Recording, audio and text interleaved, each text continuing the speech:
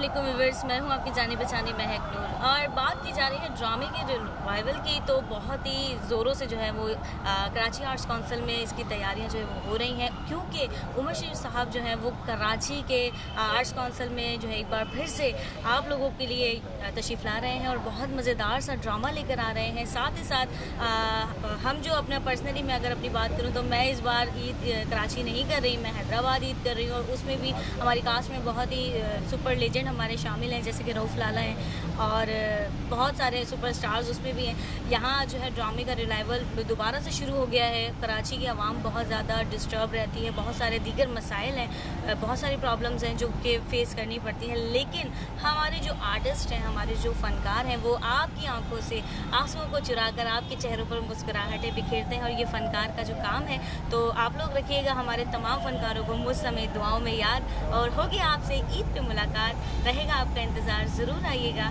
Drama देखने के लिए, क्योंकि बहुत फ़नी जो है वो यहाँ पर स्क्रिप्ट हम अभी रिहर्सल्स कर रहे हैं, तो बहुत मज़ा आ रहा है हमें भी। Thank you so much.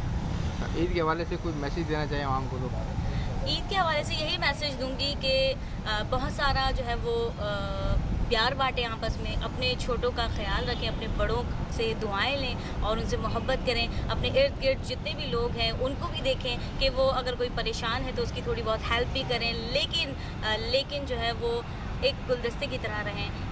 खुदारा बहुत परेशानियां हैं हमारे मुल्क में, और बस इन परेशानियों को जो है आपस में सॉर्ट आउट करें और मुस्कुराते रहें, खुश रहें। अच्छा, ईद पे जो आप ड्रामा करिए इसका क्या नाम है जो हैदराबाद में रऊफ़ लाला के साथ आप करें? ईद का जो हमारा ड्रामा है उसका नाम अभी तक खैर डिसाइड नहीं हुआ है। अच्छा। लेकिन लो जी, हम ईद हैदराबाद में मनाएंगे, शायद इस तरीके का कुछ ड्रामा है। और बहुत मज़ेदार सा उसका स्क्रिप्ट है, क्योंकि बहुत हम इंजॉय कर रहे हैं अपने रिहर्सल्स के दौरान में, बहुत मज़ा आ रहा है। आई होप कि आप लोग भी जब वो ड्रामा देखने आएंगे तो आप लोग भी हंस हंस के पागल हो जाएंगे, और ना हो तो फिर